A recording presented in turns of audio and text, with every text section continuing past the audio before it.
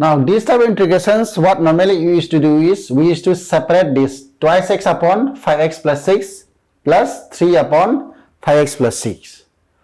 That way normally we used to solve. Now today I am going to explain some tricks so that you can get the answers within 1 or 2 seconds.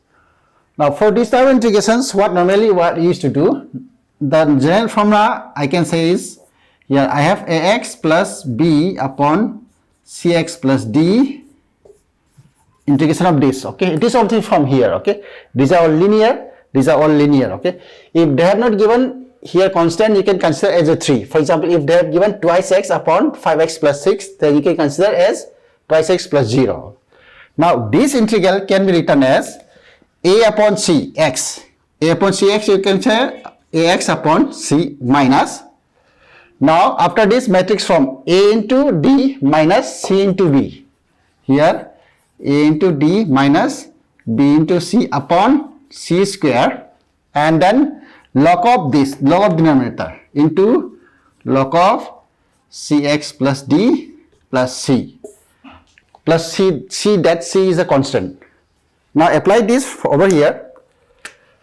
This is 2 by 5x.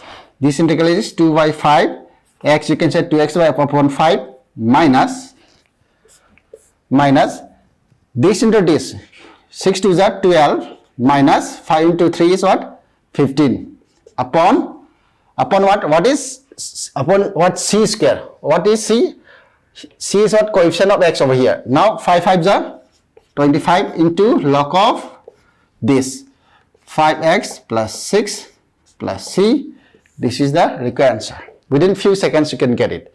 For example, if the question is this integral of, if they are given like this, minus 2 minus x upon twice 3x plus 4.